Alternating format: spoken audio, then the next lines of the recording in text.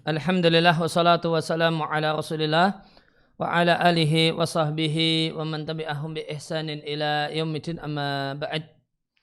Kaum muslimin dan muslimah rahimani wa rahimakumullah, sebelum kita lanjutkan membaca dan mentalaah Hasyiyah Thalathatil Usul, ada satu kosakata yang dilewati di pertemuan-pertemuan sebelumnya, ada di halaman 45 sebelum catatan kaki 1 tentang Zairan.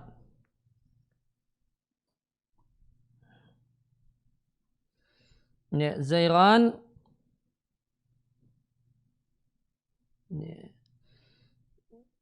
itu adalah jiniyun yatalabbasul insana, jin yang merasuk ke dalam badan seseorang. Ya, wa anna hadzal jin yahduru ala man huwa fi jasadihi wa yarqusu indama yutrabu lahu bi duffi wal bi ghina'in. Ya, jinnya itu nanti akan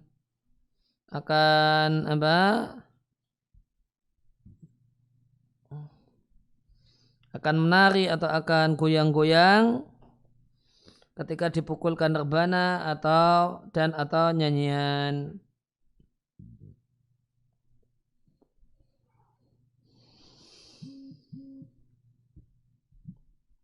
Intinya jin yang ada pada badan, jin yang merasuki badan seseorang, itu Zairan atau Ziran.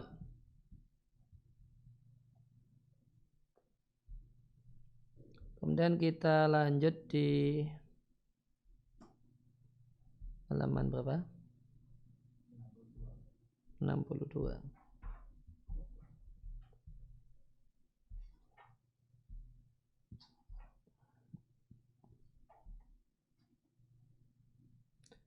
Ya, kemudian terakhir iman kepada Allah. Qala al-musannif rahimallahu ta'ala wa arkanuhu sittatun antu minabillahi. Rukun iman ada 6. Yang pertama beriman kepada Allah.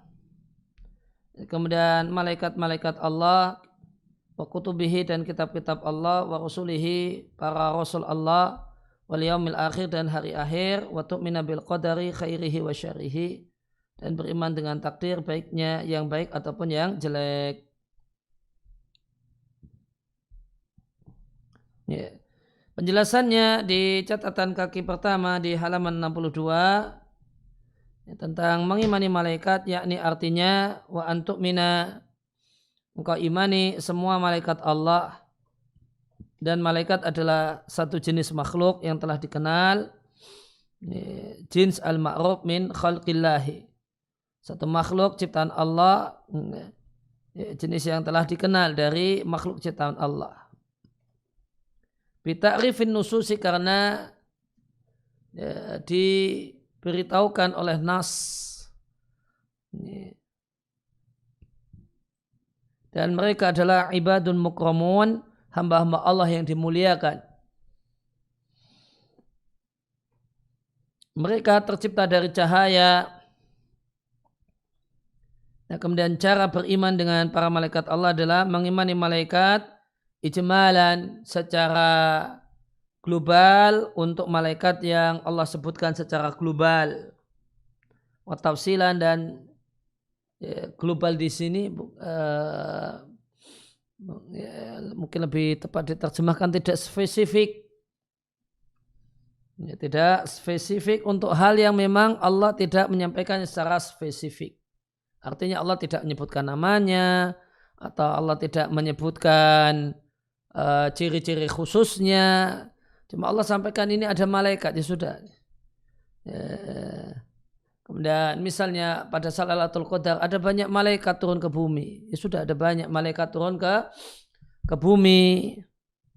Ya, jumlahnya berapa Allah tidak sampaikan secara detail. Ya, maka kita imani tidak secara detail. Wa tafsilan fi tafsili, dan spesifik, kita imani secara spesifik untuk malaikat yang disampaikan secara spesifik. Disebutkan namanya, disebutkan kekhasannya. Wa ta'yinan fi ta'yini, dan kita imani secara ta'yin fi ta'yini untuk yang ditakyin oleh Allah Subhanahu wa taala, yang disebut secara jelas oleh Allah, maka kita imani seperti itu. Ya, intinya semisal apa yang terdapat dalam fil kitabil aziz wa sunnah al-mutahharah, seperti ada dalam Al-Quran dan dalam hadis. Semacam ada malaikat Jibril, ya, salah satu cara baca Jibril itu ada, ya, banyak cara baca untuk malaikat Jibril, diantaranya adalah Jibril, kemudian Jibril, Jibrin, dan yang lainnya. Wa Mikail, ya, ada cara bacanya Mikal, ya, ada beberapa cara baca. Wa Israfil, malaikat Israfil, malaikat Malik penjaga neraka, malaikat Ridwan penjaga surga, dan yang lain.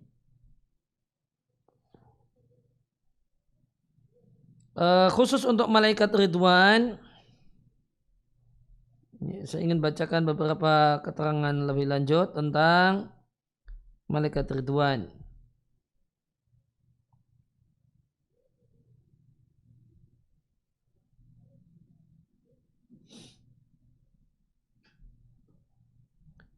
Jadi jawabannya saya Muhammad Saleh Al-Munajjid tentang hal Ridwan ismu khazinil jannah.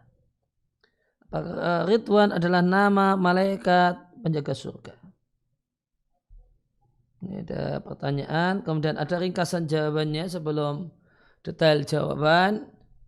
Beliau sampaikan kesimpulannya, nama ini yaitu Ridwan lam yathbut fil ahadisi sahihati, tidak valid ada dalam hadis-hadis yang sahih. Walakin tawaradal ulama'u ala itlaqihi, akan tetapi silih berganti para ulama menyebutkannya demikian.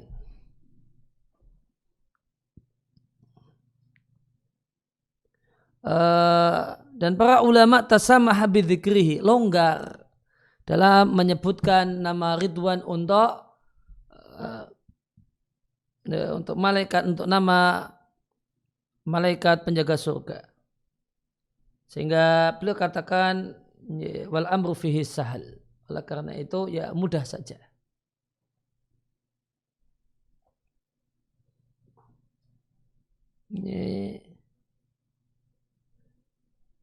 Ya, maka kita dalam beragama tentu mengikuti jejak para ulama, ya, dan bersikap sebagaimana sikap para ulama.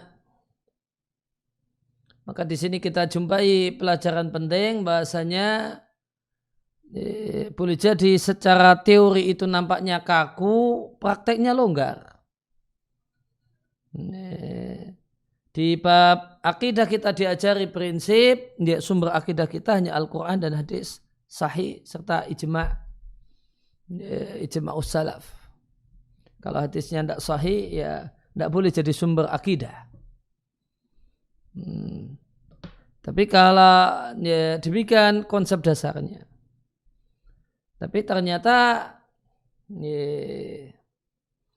di hal yang bersifat rincian, ini kalau misalnya adanya malaikat, nah, itu harus ada dalil yang sahih.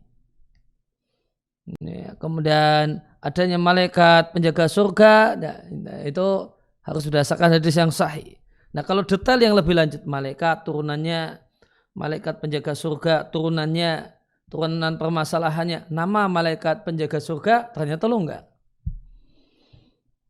Ya, ternyata longgar. Ya, tidak ada hadis yang sahih dalam masalah ini, ya tidak apa-apalah. Ulama prakteknya toleran dalam masalah semacam ini. Ya, jadi sepertinya seperti tidak sesuai dengan kaidah di depan. Akidah harus dari Quran, hadis sahih atau ijma', tidak boleh dari sumber yang lain. Tidak boleh hadis dhaif, hadis ini. Nah, itu ya prinsipnya kita beragama mengikuti jejak para ulama. Ya, ngikuti jejak para ulama. Sesuatu yang dibuat longgar oleh para ulama, maka semestinya tidak kita buat kaku. Dan sesuatu yang para ulama menyikapinya kaku, ya jangan dibuat longgar.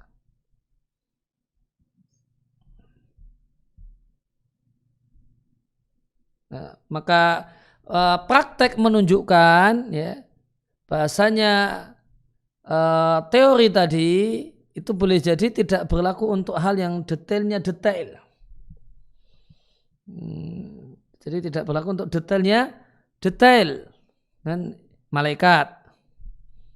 Nah, kemudian bawahnya malaikat penjaga surga. Bawahnya nama malaikat penjaga surga.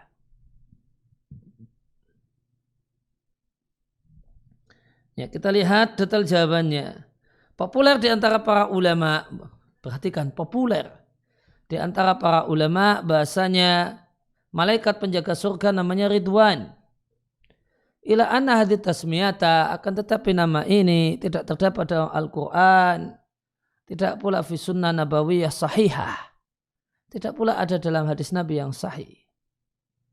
Wa inna ma warada dzalika fi ba'dil atharid dha'ifah. Perhatikan.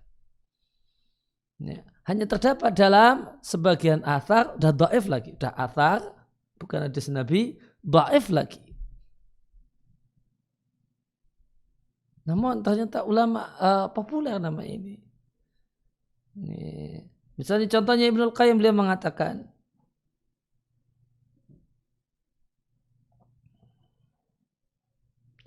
dan Allah namai pembesar, pimpinan dari malaikat penjaga surga dengan nama Ridwan. Wa ismun mustaqun minar ridha. Dia adalah nama yang diambil dari kata-kata ridha. Ini Ibnul Qayyim di Hadil Arwah. Ya, maka kalimat ini menunjukkan kalau Ibnul Qayyim mengakui Ridwan sebagai nama malaikat, atau di sini adalah kabir, pembesar malaikat penjaga surga. Al-Munawi mengatakan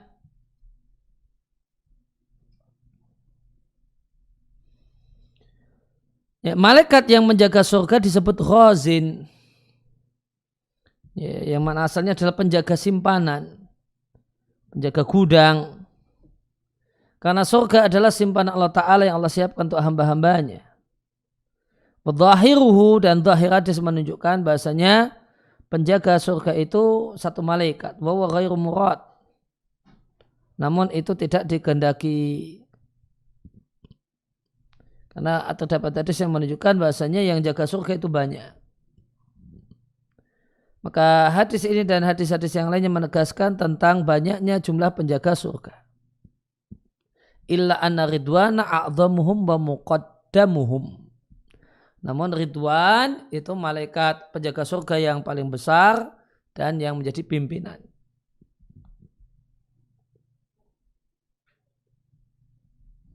Ada juga Ibnu Katsir di Al-Bidayah wan Nihayah.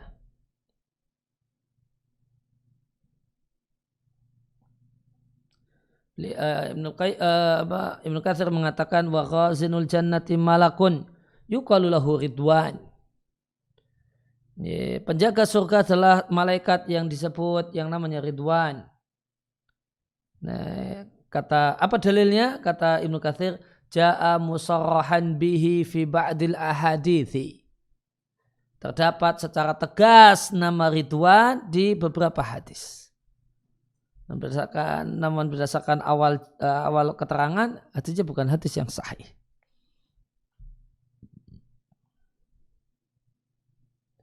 Nah, kalau yang ada dalam hadis sahih itu bagaimana? Wa tsabitu fil ahadits sahihati laqabul khazin. Yang terdapat dalam hadis sahih cuma gelaran dia sang penjaga. Contohnya hadis syafaat. Nabi mengatakan, aku mendatangi pintu surga pada hari kiamat, lalu aku minta dibuka. Kemudian fayaqulul khazinu. Maka sang penjaga surga bertanya, man anta? Siapakah engkau? Fa'akul, maka aku katakan Muhammad. Kemudian al-khazin, sang penjaga surga mengatakan, bima umirtu, denganmu aku diperintahkan tidak membukakan pintu surga li ahadin qablaka, pada seorang pun sebelummu. Ini riwayat Muslim. Nah, kemudian kesimpulannya gimana? Kesimpulannya, lakin urudu hadal ismi fi ba'dil ahadits dhaifah. Adanya nama ini di hadis dhaif. Perhatikan, sumbernya diakui sebagai hadis dhaif. Ma'asurati indal ahlil ilmi. Ditambah itulah yang populer di kalangan para ulama. Jadi cuma 2 kriteria. Hadis yang dhaif ada dalilnya, namun hadis dhaif ditambah populer di kalangan ulama. Ya ja'alul amra fi itlaqihi wasi'an muhtamila. Itu menjadikan penyebutan nama Ridwan untuk malaikat penjaga surga itu longgar dan ya mungkin gitu. Insya Allah. Ini syaratnya 2. Ya, syarat untuk longgar di bab semacam ini, yang ini sebenarnya ada kaitannya dengan akidah. Syaratnya 2 longgar. Ya ada dasarnya meskipun itu hadis dhaif. Terus populer di kalangan para ulama. Mereka menyebutkannya tanpa ngasih komentar, lemak dulu. Menyebutkannya tanpa ada komentar, tanpa ngasih catatan, ya sudah, maka mereka longgar. Maka orang belakangan nggak perlu mengetatkan sesuatu yang dibuat longgar oleh para ulama dahulu, karena kita beragama mengikuti jejak para ulama, bahkan ulama dahulu.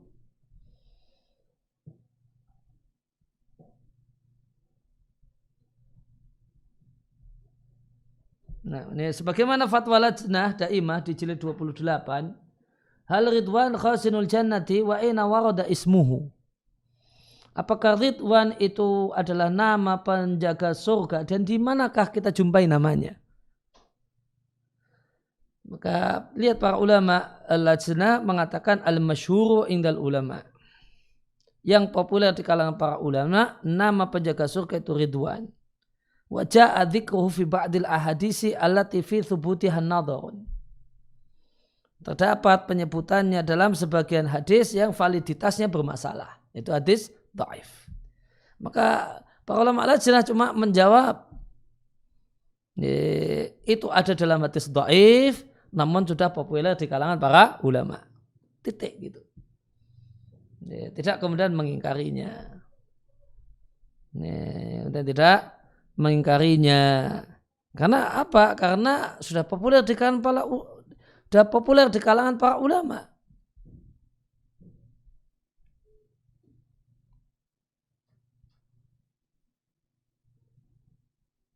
Ya, demikian juga Syaikh Ibnu Utsaimin di Majmu' Fatawa beliau mengatakan di jilid 3, wa amma Ridwan fa muwakkalun bil jannati. Ridwan itu malaikat yang bertugas mengurusi surga. Wa ismu hada laisa thabitan thubutan wadihan.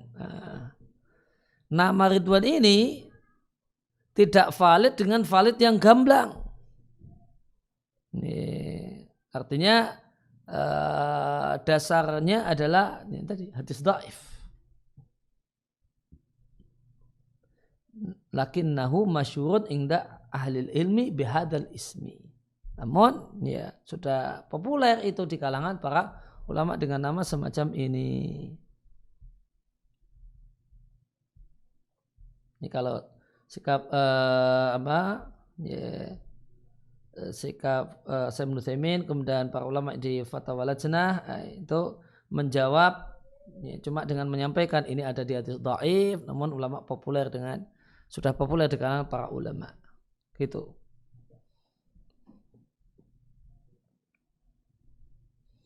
Ya, kemudian disimpulkan ya artinya adalah hal itu longgar.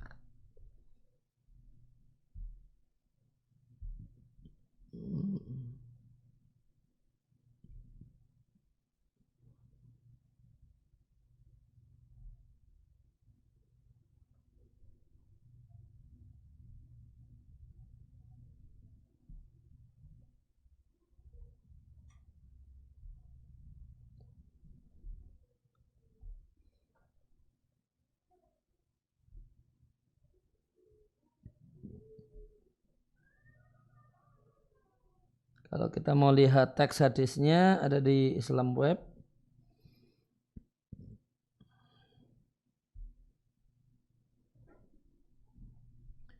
Jadi sampaikan bahasanya nama penjaga surga dengan nama Ridwan qad warada fi ba'dil ahadits. Terdapat dalam sejumlah hadis, di antaranya disampaikan 2 hadis. Yang pertama hadis Ubay bin Ka'ab yang diriwayatkan oleh Al-Qadha'i dalam Musnad Syihab. Wa huwa hadisun tawilun, dalam satu hadis yang panjang, fihi isinya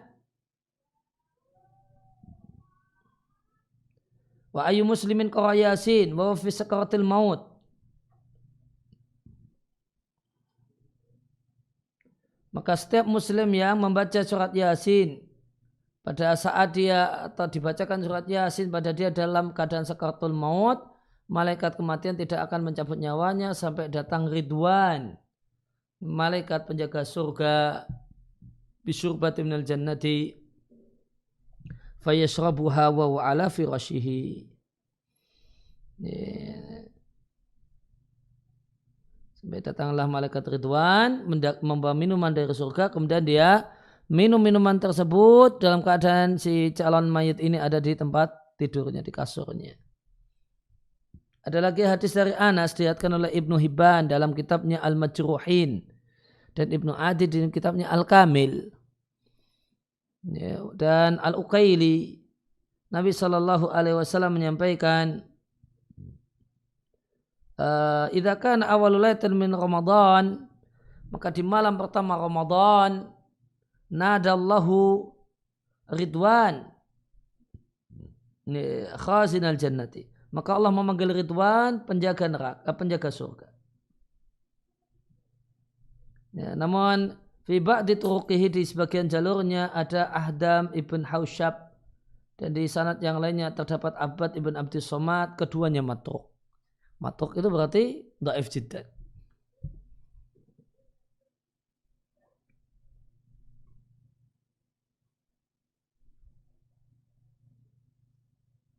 Kemudian ada penyebutan Ridwan sebagai nama malaikat juga disebutkan di tafsir Al-Qurtubi. Yurwa anna hadil ayat, diriwayatkan bahasanya ayat ini wa ja'alaka kusura anzalaha Ridwan, diturunkan oleh Ridwan, malaikat penjaga surga, kepada Nabi sallallahu alaihi wasallam.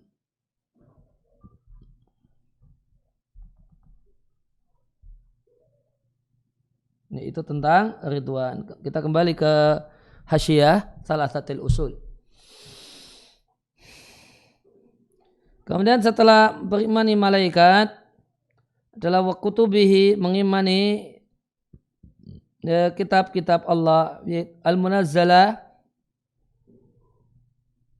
yang diturunkan kepada para nabi minas sama'i, dari atas sana. Cara mengimaninya global untuk yang Allah sampaikan secara global, tafsilan, kemudian detail dan detail atau spesifik, fit tafsili, untuk sesuatu yang spesifik.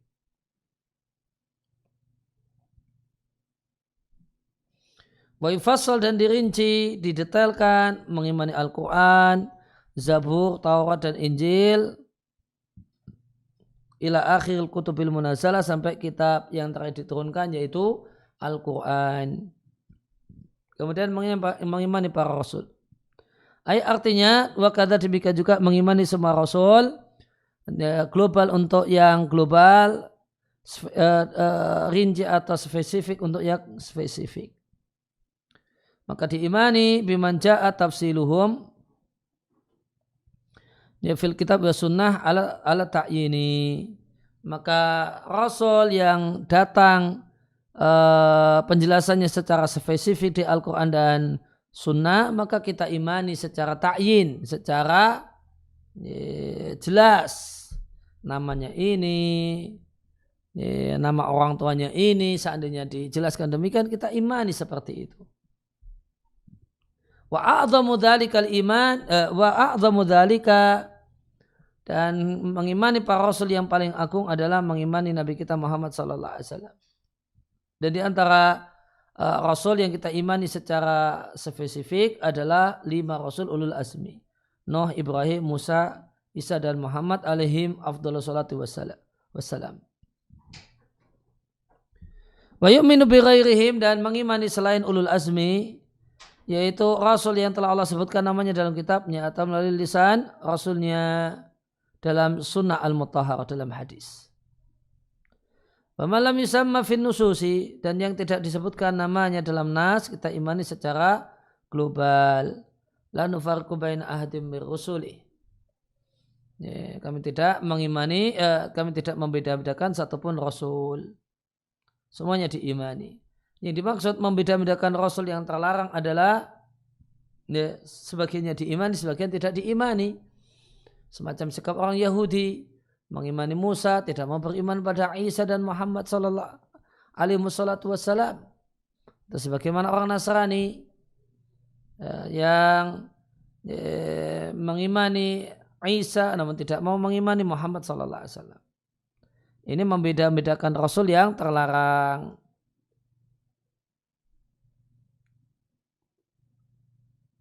Namun membedakan antara satu rasul dengan rasul yang lain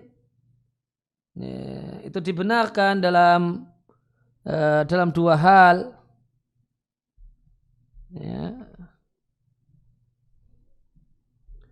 Membedakan antara satu rasul dengan rasul yang lain. Itu dibenarkan dalam dua hal.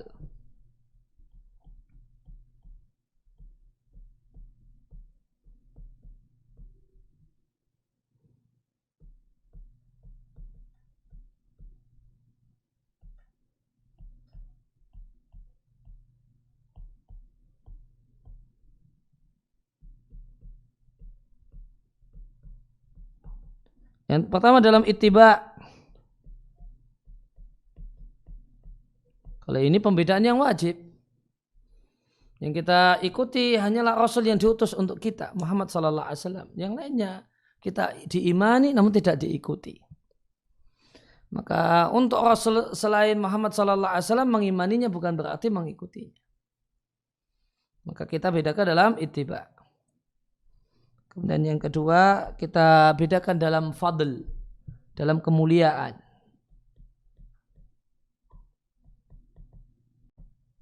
Kita yakini bahasanya Rasul ulul azmi itu lebih mulia daripada Rasul yang bukan ulul azmi. Kita bedakan dan kita katakan bahasanya Nabi yang menjadi Rasul itu lebih mulia daripada Nabi yang bukan Rasul. Dan di antara 5 Rasul ulul azmi kita katakan 2 Khalilur Rahman, Nabi Ibrahim dan Nabi kita Muhammad sallallahu alaihi wasallam itu lebih mulia daripada yang lain ulul azmi namun bukan Khalilur Rahman.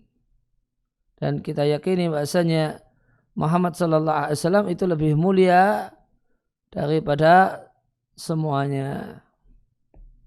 Maka kita bedakan dalam kemuliaan, dalam keyakinan kita tentang kemuliaan.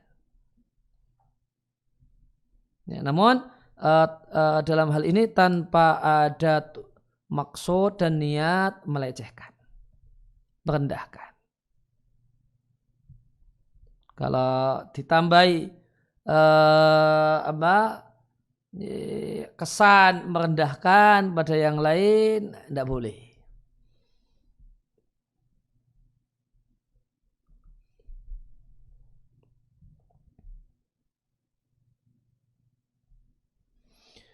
Kembali ke buku. Wal iman bihim fardun, dan mengimani para rasul itu satu kewajiban, yaitu at-tasdiqu, percaya bahasanya mereka adalah utusan Allah kepada hamba-hambanya dan mereka itu adalah benar dan jujur dalam apa yang mereka kabarkan dari Allah Ta'ala. Kemudian yang keempat, kemudian selanjutnya mengimani hari akhir.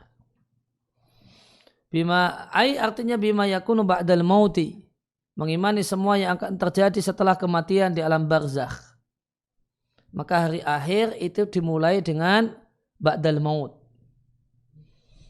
Maka hari akhir sebagaimana kata Syekhul Islam Taimiyah di Matan Wasitiyah, itu hari akhir itu dimulai dengan ba'dal maut.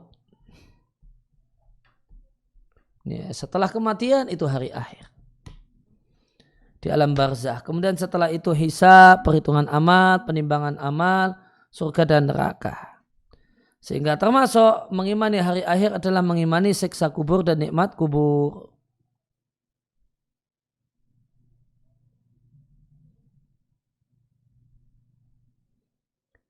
Wa akbaru dzalika wa a'zamuhu, dan bagian dari iman terhadap hari akhir yang paling besar dan yang paling agung adalah mengimani bi ba'si hadal ajzadi. Mengimani dibangkitkannya raga ini. Wa i'adatu hakamat kanat ajsadan, dan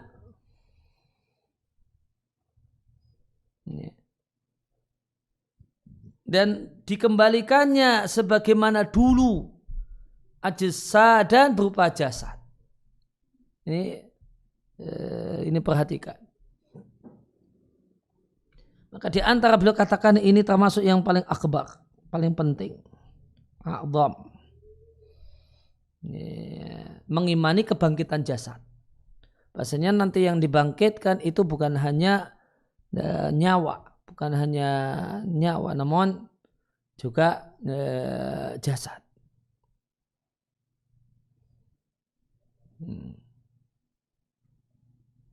Di antara hal yang menunjukkan pentingnya, karena siapa yang menolak kebangkitan jasad, hanya mengimani kebangkitan rohani, maka dia bukan muslim. Bukan muslim. Dan adakah orang yang demikian? Ada. Beberapa waktu yang lewat di sini di Jogja, saya berdialog dengan orang yang punya faham demikian. Dan itu ada kelompok pengajiannya. Intinya tidak mengimani kebangkitan jasad. Salah satunya. Tidak mengimani kebangkitan jasad. Maka oleh karena itu tadi saya katakan ini perlu digarisbawahi. Karena ini masalah besar. Beliau katakan akbaru dzalika wa a'zamuhu. Iman hari akhir yang akbar, yang a'zam, ingat akbar wa a'zam. Beliau tidak mengatakan min akbari dzalik atau min a'zami. Namun akbaru dzalik, a'zamu dzalik, bagian paling besar dari iman dengan hari akhir adalah mengimani kebangkitan jasad. Jasad ini akan dibangkitkan, raga ini akan dibangkitkan. Dan tidak mengimaninya itu satu hal yang menghancurkan akidah dan membatalkan iman. Karena ingat, bagian paling besar dari iman dari hari akhir ditolak dan diingkari. Itu.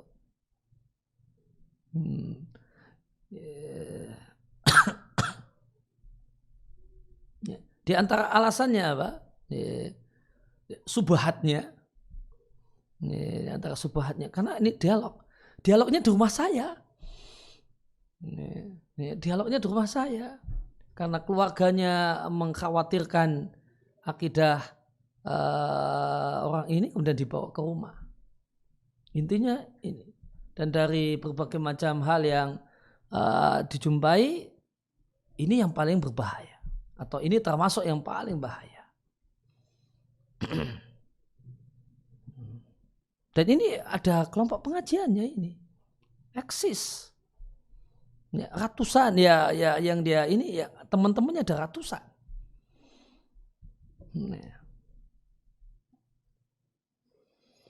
Itu di antara subhatnya adalah ini ya ayyan nafsul mutmainnah irji'i ila rabbiki radiyatan mardiyah fadkhuli fi ibadi wadkhuli jannati. Ya itu nafsul mutmainnah yang masuk surga itu an-nafsul mutmainnah. An-nafs, raganya enggak gitu. Ya, raganya tidak. Itu di antara dalih yang disampaikan. Bayangkan kalau orang itu nggak belajar, bayangkan kalau orang itu nggak belajar, apa nggak gurunya bilang kayak gitu, apa nggak manut? Oh iya, nafsu di sini ya, nafsu di situ. Ini tidak ada jasad itu, nafsu. Dan itu diawali dari diawali dari penjelasan bahasanya manusia itu terdiri dari jasad. Ini mukadimahnya ini. Mukadimahnya ini. Manusia itu terdiri dari kalau di itu yang kemarin saya jumpai, manusia itu terdiri dari 4 unsur. Kalau pakai bahasa Arabnya jasad, jasadun, badanun, kemudian nafsun, kemudian ruhun, kemudian ini ngawur banget itu yang keempat, nurun. Nurun. Dalilnya surat Al-Jadid untuk nur itu, dan itu sangat gak nyambung. Mungkin yang agak-agak kemudian jadi di kelompok pengajian ini ada 4 unsur manusia: jasadun, nafsun, ruhun, kemudian nurun. Nah, kalau yang nurun ini ngawur banget gitulah. Ini di bab tentang unsur unsur kemudian diri manusia.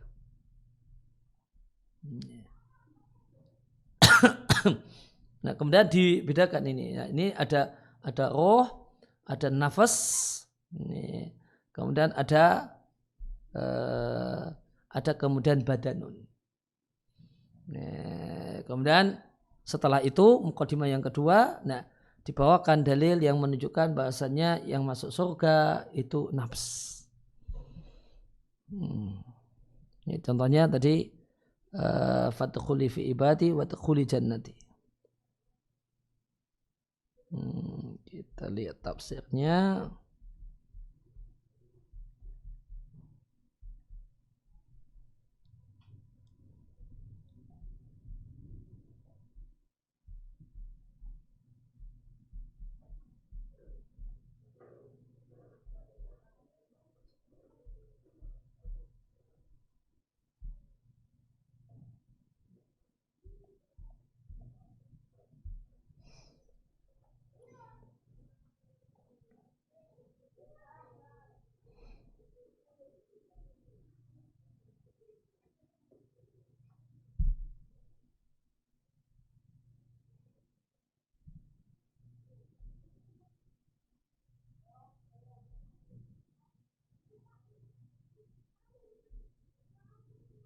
Tafsir tentang berarti yang perlu didudukkan tafsir tentang ya ayat nafsu ya ayatuhan nafsul mutmainnah. Karena nanti kemudian karena ini yang jadi pembahasan, kemudian nanti wadkhuli jannati. Wadkhuli jannatinya ditujukan pada nafsul mutmainnah, berarti an-nafsu saja tanpa badan.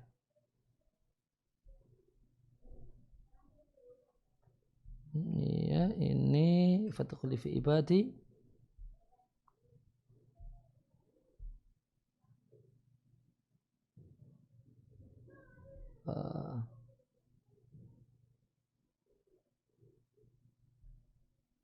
Irji ila rabbika radiyatan mardiyah. Nah ini kita lihat tafsir induk, tafsir At-Tabari.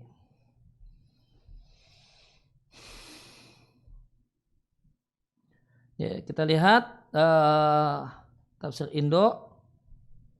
Yaqulu ta'ala dzikruhu mukhbiran an qailil malaikati li awliyaihi yaumal qiyamah. Maka Allah Ta'ala mengkabarkan tentang ucapan para malaikat kepada para kekasih Allah pada hari kiamat. Ya ayatuhan nafsul mutmainnah. Wahai jiwa yang atau wahai jiwa yang tenang. Yakni bil mutmainnah, yang dimaksud dengan tenang adalah yang tenang ila wa'dillahi, dengan janji Allah. yang dijanjikan pada orang-orang yang beriman ketika di dunia berupa pemuliaan di akhirat. Fasaddaqat bidzalika, maka dia pun membenarkannya. Kemudian tafsirnya ya, nafsul mutmainnah ay musaddiqah. Ada lagi menjelaskan dia adalah mukmin yang jiwanya tenang kepada janji Allah.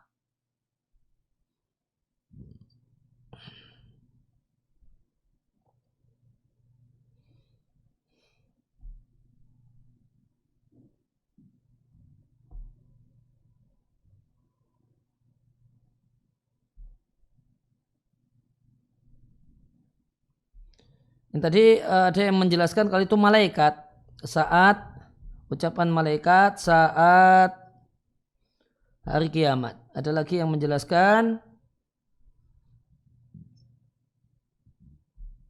waqila inna dzalika qaulul malaki lil abdi hina khuruji nafsihi mubasyiratan biridha rabbih anhu.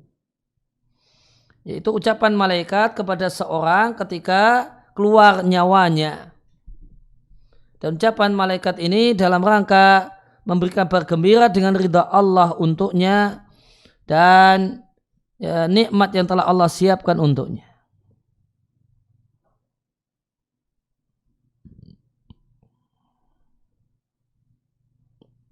Ada riwayat tentang hal ini.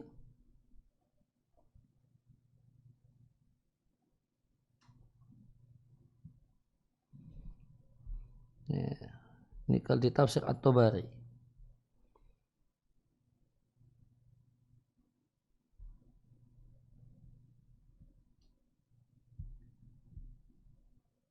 Kalau tafsir As-Sa'di pendek saja. Adapun orang yang tenang kepada Allah dan beriman dengannya dan membenarkan para rasulnya, maka dikatakan kepadanya yaitu nafsul mutmainnah. Wahai jiwa yang tenang untuk mengingat Allah, yang tenang untuk karena mencintai Allah, yang nyaman dirinya dan jiwanya dengan Allah. Tafsir Ibnu Katsir.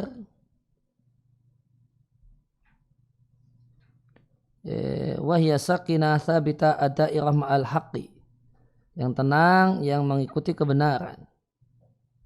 Tafsir Baghawi.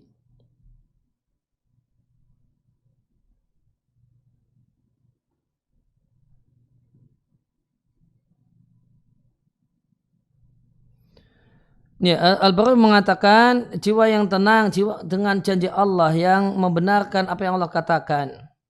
Mujahid mengatakan tenang yang yakin bahasanya Allah adalah Rabb-nya dan bersabar dan taat. Al-Hasan mengatakan yang beriman yang yakin. Al-Atiyah mengatakan yang ridha dengan takdir Allah. Dan dia menjelaskan yang tenang ketika mengingat Allah. Sebagaimana firman Allah, wa tatma'inna qulubuhum bidzikrillah, ala bidzikrillah tatma'innul qulub. Dan mereka para ulama tafsir berselisih pendapat tentang waktu ucapan ini. Ada yang mengatakan bahasanya itu indal maut, pada saat kematian. Ya, maka kalau itu pada saat kematian, ya, maka gamblang kalau itu ya, karena memang ketika itu yang keluar adalah maka kalau ini kita katakan pada saat kematian berarti pembedaan antara nafsu dengan roh itu tidak tepat. Berarti kalimat ini diucapkan kepada selain badan, dan selain badan itu berarti ya roh dan nafs. Maka membedakan antara roh dan nafs di sini ya, jadinya satu hal yang tidak tepat. Ya intinya maka perhatikan bahasanya bagian yang paling penting, bagian yang paling besar dalam masalah iman dengan hari akhir adalah mengimani kebangkitan jasad. Dan itu satu hal yang menjadi kesepakatan kaum muslimin. Sehingga ketika membahas tentang masalah bangkit dari kubur itu digunakan bahasa kami kembalikan. Kami kembalikan. Ketika waktu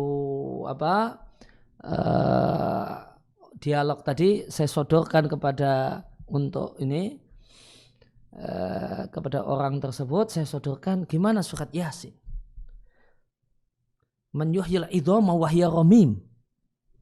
Allah katakan, siapa yang membangkitkan tulang-tulang ini ketika dia telah hancur? Tulang dibangkitkan. Yang Nabi ajarkan kepada orang-orang kafir, tulang itu akan dibangkitkan.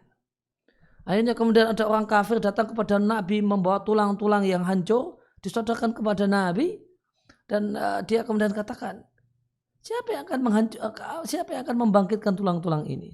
Maka orang yang tidak meyakini kebangkitan jasad seperti orang kafir ini. Seperti orang kafir. Maka kemudian katakanlah kata Allah, yang akan menghidupkannya adalah yang kemudian menciptakannya pertama kalinya. Itu nanti yang akan, ini jelas bangkit dari kubur. Kebangkitan itu kebangkitan jasad. Bukan hanya kebangkitan rohani.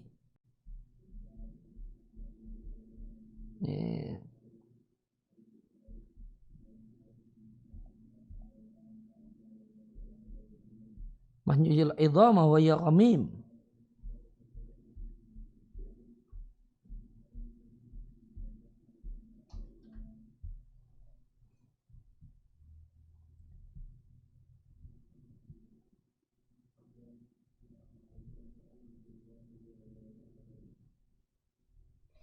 Wa darbalana mathalan, dan manusia membuat subhat, membuat dalih, wa nasya khalqah, dia lupa penciptaannya. Qal man yuhyil idhama wa hiya ramim. Siapa yang akan membangkitkan tulang-tulang ini yang sudah hancur? Artinya dia memustahilkan. Allah i'adah, perhatikan. I'adah. Allah mengembalikan. Lupa bahasanya Allah zat yang maha kuasa, yang mampu menciptakan langit dan bumi. Menurut dia mustahil Allah akan membangkitkan atau mengembalikan jasad dan tulang yang hancur. Maka Allah katakan dia lupa dirinya, bahasanya Allah menciptakannya dari ketiadaan. Kemudian lanjutannya ayat, Qul yuhyihal ladzi ansha'aha awwala marrah. Jawablah wahai sang Nabi, tulang-tulang itu akan dihidupkan oleh zat yang menciptakan yang pertama kali. Maka kebangkitan jasad, tulang akan hidup lagi. Tulang itu akan dihidupkan lagi.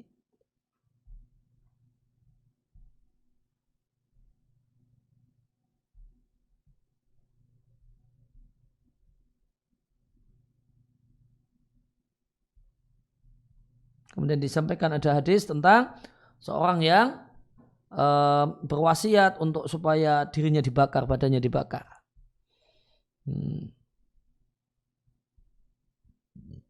Kemudian nanti ketika Allah bangkitkan, Allah kumpulkan itu. Allah kumpulkan kemudian Allah bangkitkan. Perhatikan, Allah kumpulkan kemudian Allah bangkitkan. Fajama'ahullahu ilai faqala lahu. Allah kumpulkan, Allah hidupkan, kemudian Allah tanyai. Atau hadisnya hadis yang Bukhari dan Muslim. Ya, saya sodori ayat ini dia diem sih. Ya, tapi ya dia merasa dalihnya masih ya, tapi kan ada ayatnya yang itu nafsun gitu. Nah, ada ayatnya yang itu nafsun. Maka bagian yang paling besar, yang paling penting dari iman dengan hari akhir adalah al-iman bi ba'si hadal ajzadi.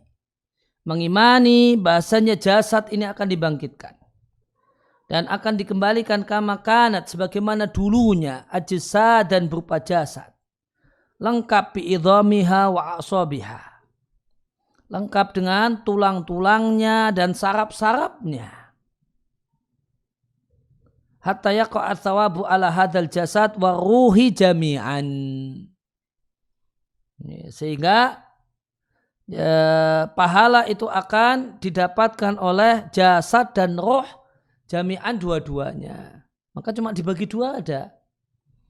Ya, jasad dengan roh.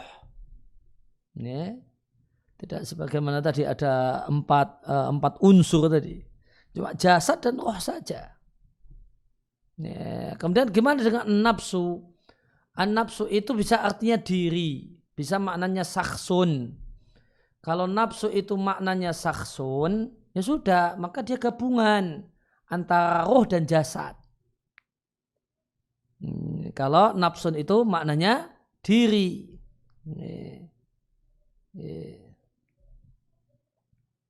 Sebagaimana sabda Nabi, la yadkhulul jannata illa nafsun mu'minah. Tidaklah masuk surga kecuali nafsun mu'minah. Diri yang beriman. Nafsun di situ gabungan antara roh dan jasad. Ya, kemudian terkadang perlu diketahui nafsun itu kadang maknanya darah. Di fikih ada nafsun sa'ilah, artinya darah yang mengalir. Ya, kemudian ya, nafsun itu bisa artinya jiwa, sisi batin dari non raga. Yang kemudian non raga ini bisa jadi punya sifat amaratun bisu, bisa kemudian bisa mutmainnah, bisa lawamah. Semisal mujahadatun nafs, al jihad ala nafs, jihad melawan diri. Jihad melawan diri. Maka cuma dibagi dua saja. Jasad dan roh jami'an dua-duanya. Maka mendapatkan balasan ala ma fa'ala, atas apa yang telah dilakukan oleh keduanya, badan dan roh, min ta'atillahi, berupa taat kepada Allah. Atau yu'aqoba, atau dihukum karena maksiat yang muncul dari keduanya, jami'an dua-duanya. Fa inna ta'ata wal maksiata, karena taat dan maksiat, sodarat min huma jami'an. Itu muncul dari dua-duanya, jasad dan roh. Fala buddha ayuthaba ala ma fa'ala. Maka harus keduanya diberi pahala, jasad dan roh, ala ma fa'ala, atas apa yang telah dilakukan oleh keduanya. Au yu'aqoba ala ma taraka. Atau keduanya dihukum, mendapatkan hukuman ala ma taraka, atas apa yang dilakukan oleh keduanya, jasad dan roh. Fatu'minu, maka mengimani hari akhir itu Anda beriman. Annalladzi aujada hadzal jasada, bahasanya Allah yang menciptakan jasad ini, wan farada bi khalqihi, dan Allah adalah satu-satunya yang menciptakan jasad ini.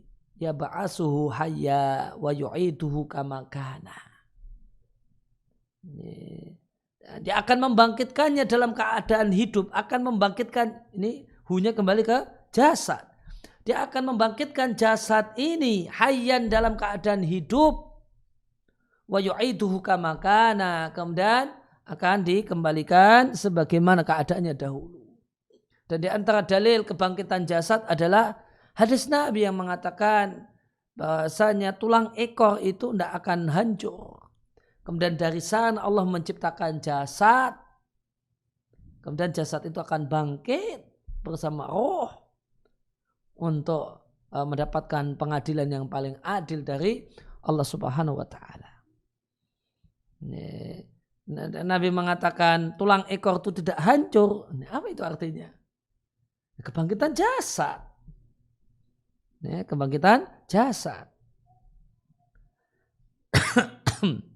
Nah, kemudian kita lanjut ke rukun iman, wa tu'mina bil qadari khairihi wa syarrihi. Dan Anda mengimani takdir, baik takdir yang menyenangkan ataupun tidak menyenangkan.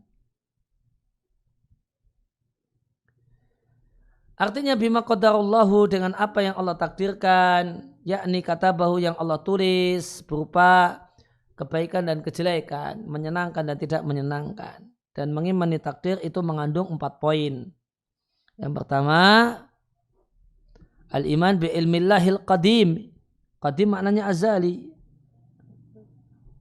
mengimani ilmu Allah yang qadim, yang dahulu tanpa awal.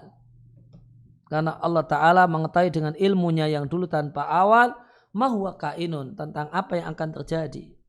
Kemudian yang kedua, al-iman bi anna Allah kataba ma'alima ala annahu kainun minal ibadi.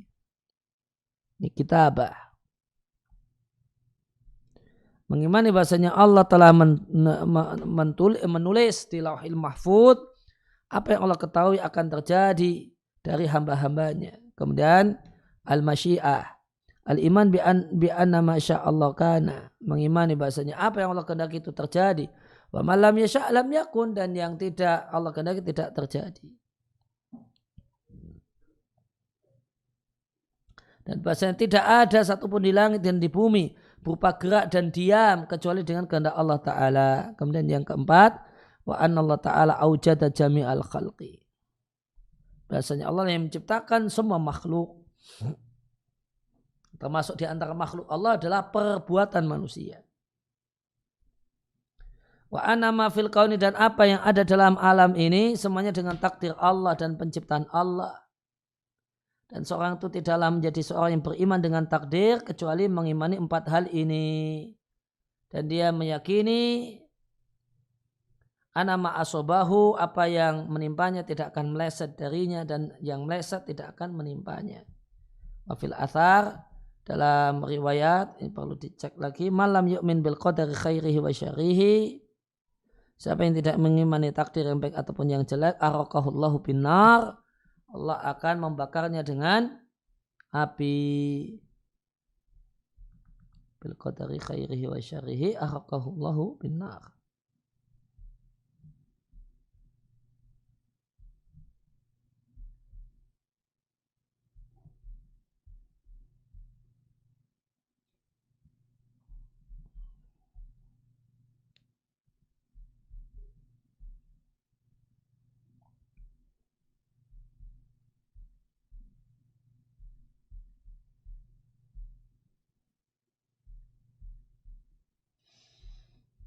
Ahraqahullahu binnar.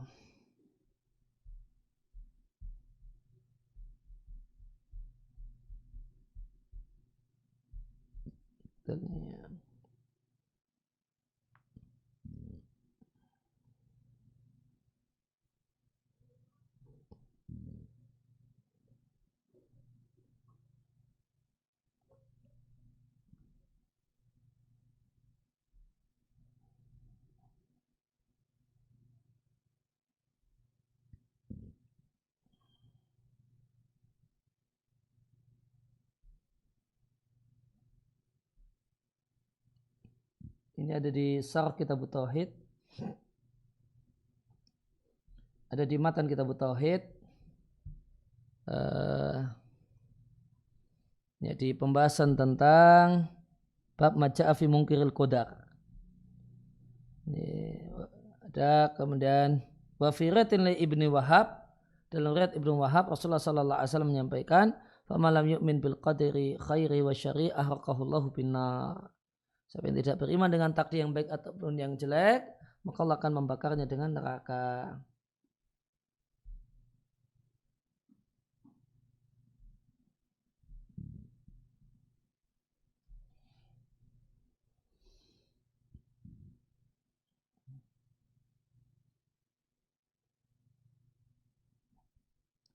Di syarahnya Syekh bin Baz tidak mengomentari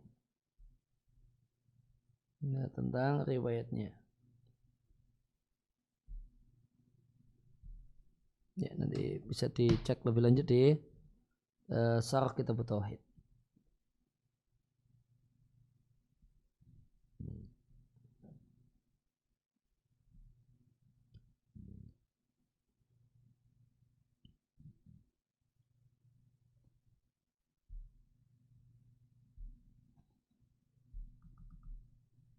Ya, kemudian kita kembali ke buku.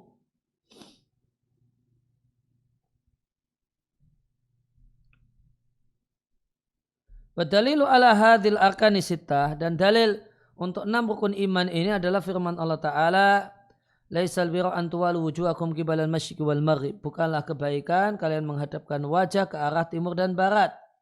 Akan tapi kebaikan adalah orang yang beriman pada Allah dan hari akhir, malaikat, kitab dan para nabi. Dan dalil takdir adalah firman Allah Ta'ala, inna kulla syai'in khalaqnahu biqadar. Sesungguhnya segala sesuatu kami ciptakan dengan takdir. Ya, penjelasannya, ya, dalil bahasanya, nah, 6 rukun iman ini, annaha arkanul iman, dalil bahasanya kalau itu rukun iman yang tidak akan beres iman seorang hamba kecuali dengannya jami'an semuanya, ke-6-6-nya. Dan bahasanya mata jika intafa hilang satu darinya, maka seorang itu tidak beriman. Kemudian laisal birra an tuwallu, maknanya atau penjelasannya, tafsirnya, ayat ini memuat ala jumalin azimatin, kalimat-kalimat yang agung dan akidah yang lurus. Dan diriwayatkan bahwa Nabi sallallahu alaihi wasallam ditanya tentang iman, maka Nabi jawab dengan membacakan ayat ini.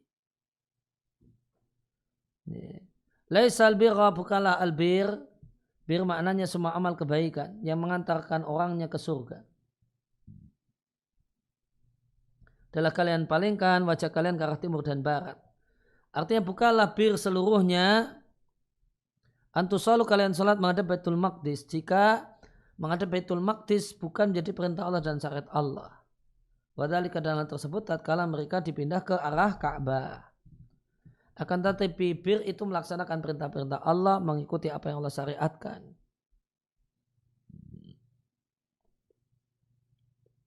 Wa a'dhamu ma dzukira fi hadhil ayat, dan hal yang paling besar yang disebutkan dalam ayat ini, atau ayat ini adalah memuat macam-macam kebaikan.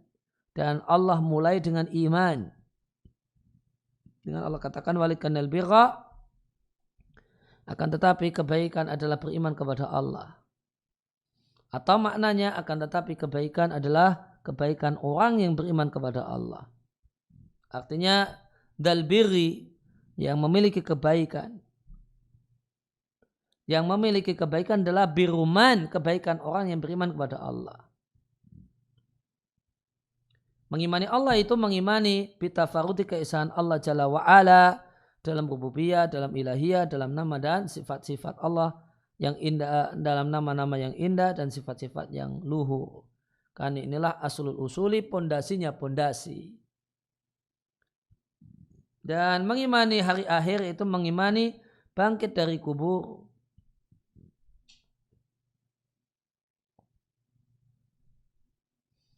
Yang qadi dan berakhir dengan biqadail khalqi, dengan penghancuran makhluk fitunya di dunia.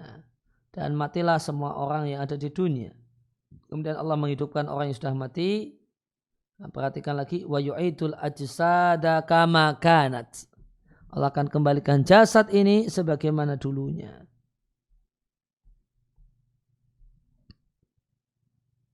Wa yuraddu ilaiha al-arwahu. Kemudian nyawa itu akan dikembalikan ke badan itu kama kana sebagaimana dulunya. Setelah itu Allah akan kumpulkan orang yang dahulu dan yang paling akhir. Kemudian yuafi, Allah berikan pada masing-masing orang yang beramal amalahu, amalnya masing-masing.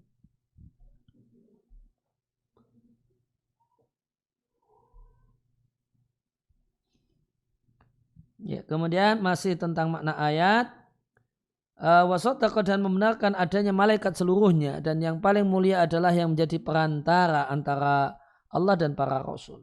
Mengimani kitab di sini nama jenis mencakup semua kitab yang diturunkan dari langit kepada para nabi alaihi wassalatu wassalam sampai Allah tutup dengan kitab yang agung yaitu Al-Quranul Karim, yang dia menjadi saksi untuk kitab-kitab sebelumnya, mana yang benar, mana yang tidak benar.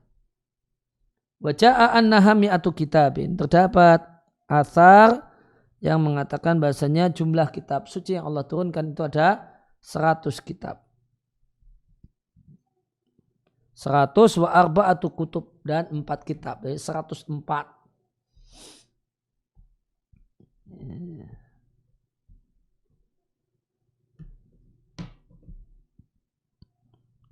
dan beriman dengan para nabi Allah seluruhnya dari yang awal sampai akhir, dan penutup mereka Muhammad sallallahu alaihi wa alaihim ajma'in. Dan dalil qadar, bahasanya dia adalah salah satu rukun iman yang tidaklah beres keimanan kecuali dengannya. Inna kulla syai'in khalaqnahu biqadar, segala sesuatu kami ciptakan dengan takdir. Artinya ma khalaqnahu fa maqdurun, semuanya kami ciptakan maka itu ditakdirkan, telah tercatat di Lauhil Mahfuz. Dalam hadis, segala sesuatu ditakdirkan sampai ketidakmampuan dan kecerdasan. Itu juga Allah takdirkan. Ya, demikian. Ya, demikian yang kita kaji kesempatan kali ini. Wassallallahu ala nabiyina Muhammadin wa ala alihi wasallam wa alhamdulillahi rabbil alamin. Ya, ada pertanyaan. Silakan jika ada pertanyaan. Di Zoom ada pertanyaan Mas Adam? Belum. Ya, ditawarkan coba. Ya, silakan bacakan Ustaz Rizwan. Baik Ustaz, ada pertanyaan. Tapi yang terkait saja ya. Baik Ustaz. Yang pertama, Assalamualaikum warahmatullahi wabarakatuh. Waalaikumsalam warahmatullahi wabarakatuh. Ustaz, untuk dalil pembangkitan dari tulang-tulang apakah diartikan secara kiasan atau memang dari sisa-sisa tulang manusia, fisik atau badan dari berbagai zaman? Jazakumullah khairan. Ya, dijelaskan di hadis bahasanya ada tulang yang enggak akan hancur, yaitu tulang ekor, dan darinya kemudian akan jasad itu akan dikembalikan. Semua manusia. Dari awal manusia sampai manusia yang terakhir. Nah.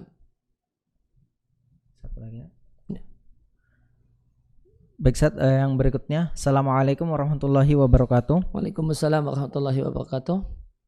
Ustaz, apakah hukum menjadikan agama sebagai bahan candaan itu berbeda dengan mengolok-olok agama? Sehingga benarkah anggapan sebagian orang bahwa menjadikan agama sebagai candaan belum tentu sampai pada derajat mengolok-olok agama? Ya, menjadikan agama sebagai candaan ya dekat dengan mengolok-olok. Maka namun ini karena ini terlalu global, sebaiknya kemudian pertanyaan yang lebih tepat adalah diarahkan pada spesifik. Menjadikan contoh kemudian menjadikan agama sebagai candaan yang dimaksudkan itu seperti apa? Apakah kemudian orang bercanda dengan bercanda sholat dalam bentuk ada orang yang sholat kemudian diganggu, dicanda-candain, dijak tersenyum, dijak ketawa, apakah itu yang dimaksudkan? Ya, maka kalau ada orang yang sholat kemudian diganggu, kemudian diajak ketawa, ini yang dimaksudkan dengan candaan, ya maka wallahu a'lam memang itu belum sampai derajat membatalkan iman, namun tentu itu perbuatan yang terlarang karena menghalangi orang untuk sholat. Melarang orang untuk sholat, berupaya supaya dia batal. Dan ini berarti mengganggu orang yang mau berbuat baik, gitu. Ya, mengganggu orang yang mau berbuat baik, mengganggu orang yang mau beramal saleh. Nah, jadi kemudian lebih tepat kita bahas spesifik apa kasusnya, bagaimana kalimatnya. Nah, mungkin dari bahasa Arab Jibrin. Jadi Jibril salah satu cara bacanya Jibrin. Kemudian di lidah orang Eropa jadi Gibrin misalnya. Jika itu asalnya demikian, maka itu adalah cara baca dari orang Eropa untuk Jibrin kemudian jadi Gibrin. Ya, maka ya bisa dibenarkan. Bahasanya itu nama atau sebutan lain untuk malaikat Jibril. Ya, demikian subhanakallahumma wa bihamdika asyhadu an la ilaha illa anta astaghfiruka wa atubu ilaik.